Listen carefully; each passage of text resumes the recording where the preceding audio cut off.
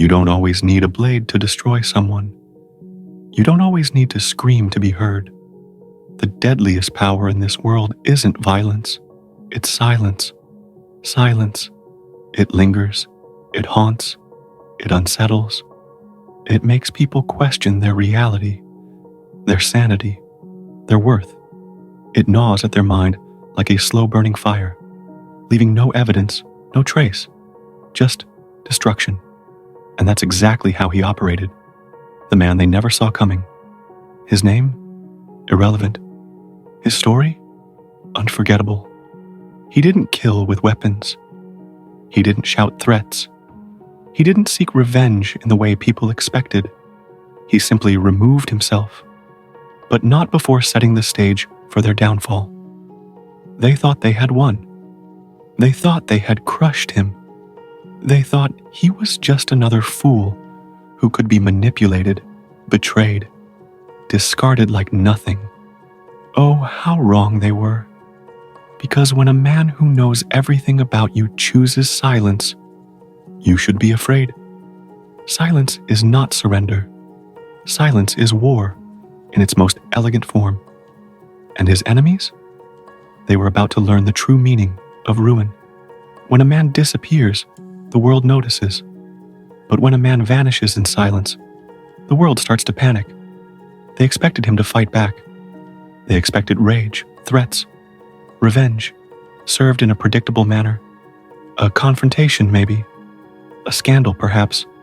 Something they could prepare for, control, manipulate. Instead, he gave them nothing. No words, no actions, no response. And that terrified them, because silence is a mirror. It forces people to look at themselves, to hear the whispers of their own guilt, to relive their own betrayals without distraction. They had laughed in his face once, but now they found themselves looking over their shoulders, checking their messages twice, waking up in cold sweats, haunted by a presence that never spoke but was always there. He didn't need to lift a finger. He had already planted the seeds of doubt, paranoia, and fear in their minds. And those seeds, they were starting to bloom. The collapse begins. First, it was Daniel, the arrogant one, the man who took everything from him and laughed about it. It started small. His deals began falling through. Important clients suddenly lost trust in him, backing out at the last minute with no explanation. His reputation, once untouchable, was now under quiet attack. Then his wife left. No warning, no fight, just a note on the kitchen table and an empty closet. He tried to call her. No answer. He tried to track her down. She was gone. And the worst part? He had no idea why. But he suspected. Oh, he suspected. The ghost of the man he had betrayed was still watching him, still orchestrating his downfall without making a single sound. Daniel started drinking. Too much. He stopped sleeping. Too little. He became sloppy. And in his paranoia, he made mistakes. Fatal ones. The next target. Then there was Eve. Cold, calculating, ruthless. She never made decisions with her heart, only her mind. She played the game better than anyone, discarding people like old chess pieces when they no longer served her purpose. She was always 5 steps ahead, until she wasn't. It started with whispers. Colleagues who once admired her now avoided eye contact. Investors who once trusted her suddenly reconsidered. Doors that were always open began closing, one by one.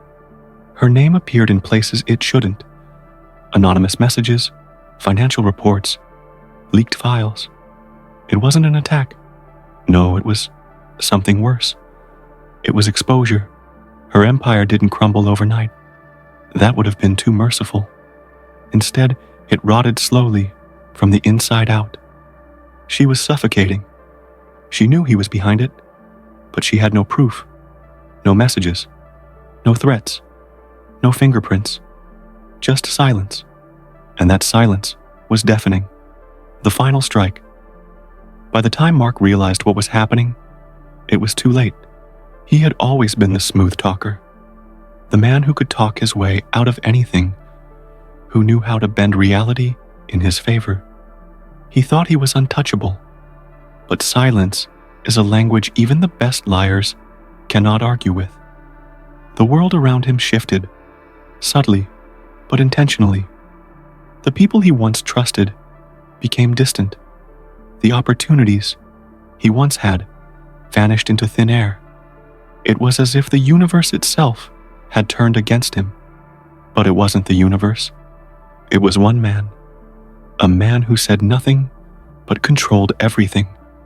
Mark finally cracked. In his desperation, he tried to find him. But how do you find someone who isn't hiding, just watching? He wasn't missing. He wasn't running. He was simply letting them destroy themselves. And that was the beauty of it. Revenge isn't always about striking back. Sometimes it's about stepping away and letting people choke on the weight of their own sins. He didn't kill them. He simply let silence do the damage. Revenge isn't about rage.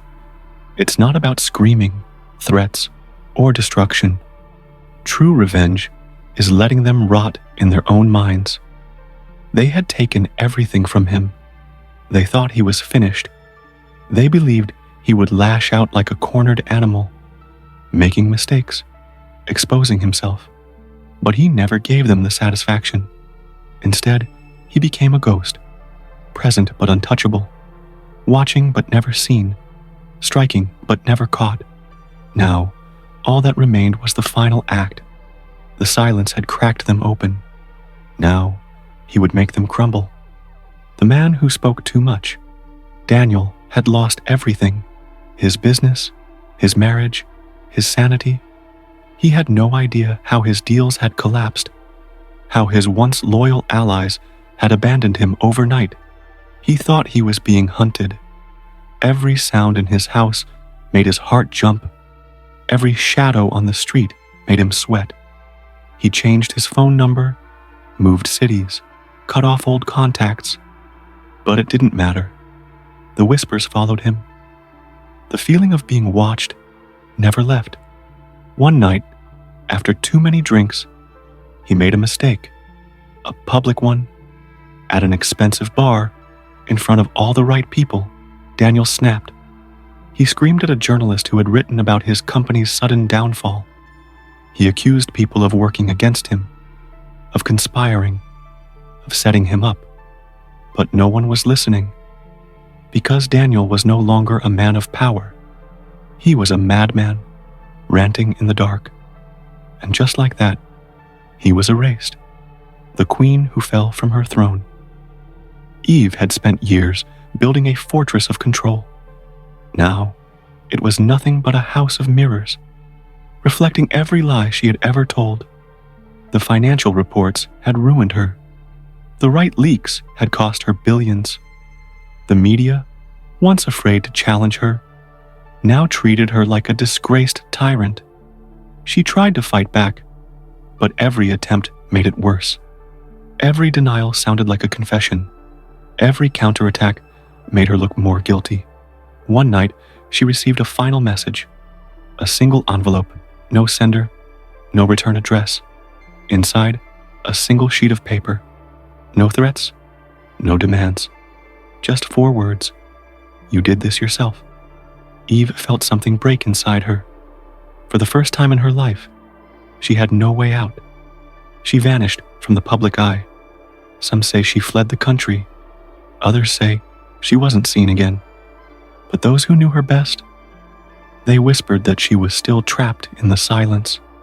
The man who could talk his way out of anything until he couldn't. Mark had always been the untouchable one. Even as Daniel collapsed, even as Eve burned, he still believed he could control the game. Until one morning, he woke up to a world that no longer listened.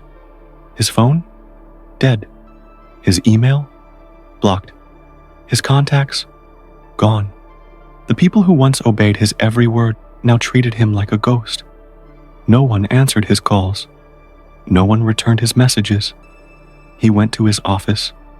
His nameplate had been removed. His keycard no longer worked. He didn't exist anymore. Desperate, he stormed into a board meeting. He demanded answers. He shouted at former allies, threatened to expose secrets. They just stared at him, cold, silent, unmoved. And then one of them, the youngest executive at the table, a man who once feared him, spoke. "You taught us how to do this. You should have been prepared." It was his own game, turned against him. And that was the moment Mark realized. This wasn't an attack. It was an execution, a silent one. He left the building, never to return. The ghost who was always there. They never saw him again. But that didn't mean he was gone. He didn't need to speak.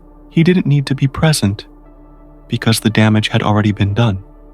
He had turned their own power, ambition, and greed against them. He let them destroy themselves, piece by piece. The beauty of silence is that it doesn't just punish, it haunts. They would never escape it. And that was the real revenge.